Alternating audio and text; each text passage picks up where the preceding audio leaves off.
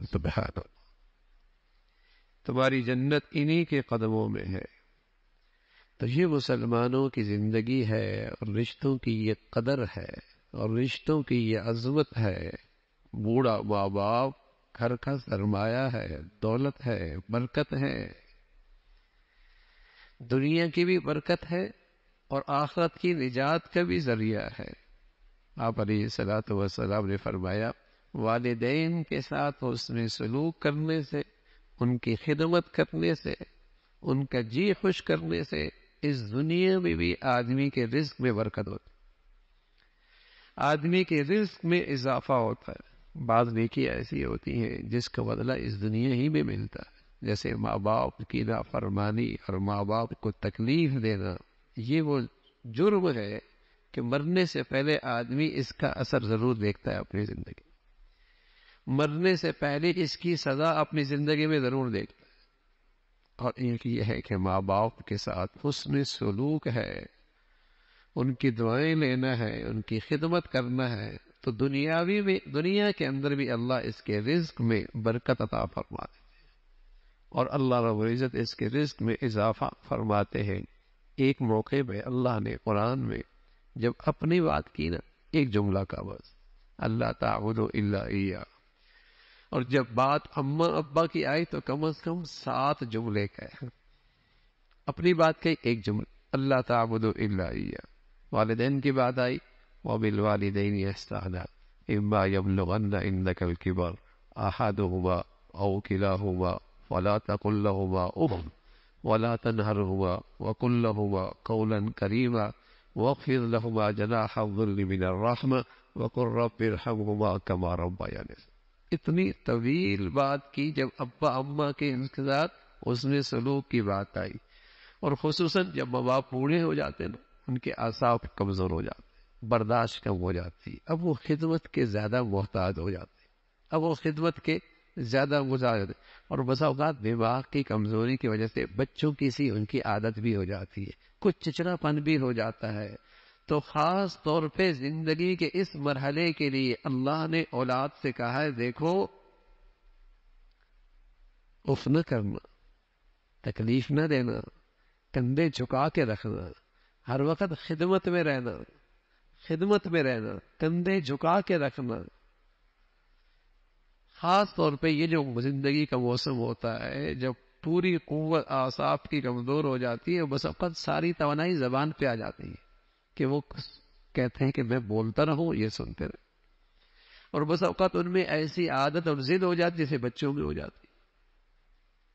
تو خاص طور پہ فرمایا اس بڑھاپے کی عمر میں وہ تمہاری خدمت کے زیادہ محتاج ہیں، اور اس موقع پہ تم ان کا جی خوش کرنا، ان کی خدمت میں لگے رہنا، اور فرمایا یہ سب کچھ بھی کرتے رہنا، خدمت کا ادا نہیں کر سکتے۔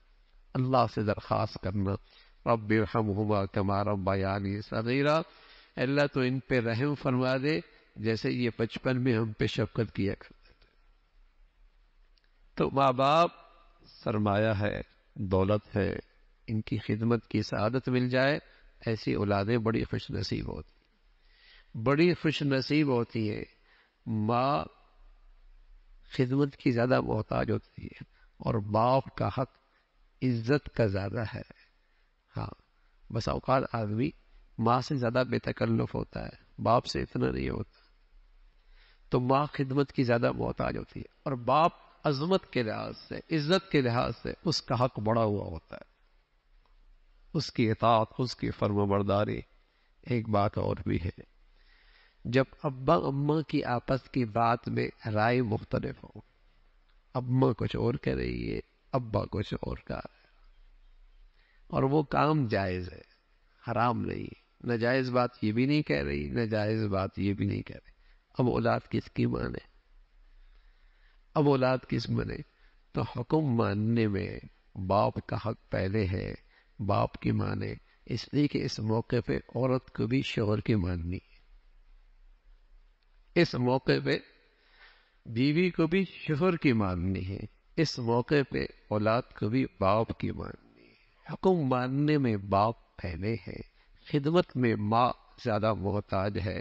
میں عرض کر رہا ہوں ایک ہی بات ہے، ماں بھی گناہ کی بات نہیں کر رہی، ابا بھی گناہ کی بات نہیں کر رہا، لیکن دونوں کی رائے مختلف ہے۔ اولاد ابا کی مانیں گی، اس لیے کہ یہ گھڑی ایسی ہے کہ بیوی کو بھی شوہر کی ماننی ہے۔ خدمت میں ماں زیادہ محتاج ہے۔ آپ علیہ الصلوۃ والسلام سے پوچھا کہ یا رسول اللہ مجھ پہ سب سے زیادہ حق کس کا ہے؟ فرما ماں کا، فرما ماں کا، فرما پھر ماں کا، فرما پھر باپ کا۔ تو خدمت میں وہ زیادہ محتاج ہے۔ ظاہر ہے اس کی زندگی کی ضروریات شوہر کے ذمے ہوتی ہے اور اولاد کے ذمے ہوتی ہے، وہ خدمت کی زیادہ محتاج ہوتی ہے۔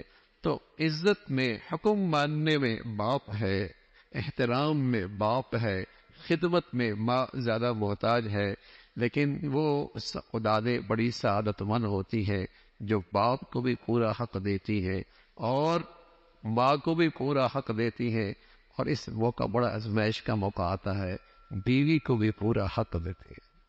بیوی کی حق کی وجہ سے ماں کی حق تلفی نہیں کرتے، اور ماں کی حق کی وجہ سے بیوی کے ساتھ زیادتی اور ظلم نہیں کرتے، اور بیوی کا حق ادا کرنے میں اپنے باپ کی بے احترامی نہیں کرتے۔ ہر ایک کا اپنا اپنا حق ہے، اپنا اپنا دائرہ ہے۔ وہ اولادیں بڑی خوش نصیب ہوتی ہیں جو سب کے حقوق ادا کر کے سب کی دعائیں لیتی ہوئی دنیا سے جاتی ہوں، اور یہ بہت بڑی کامیابی ہے۔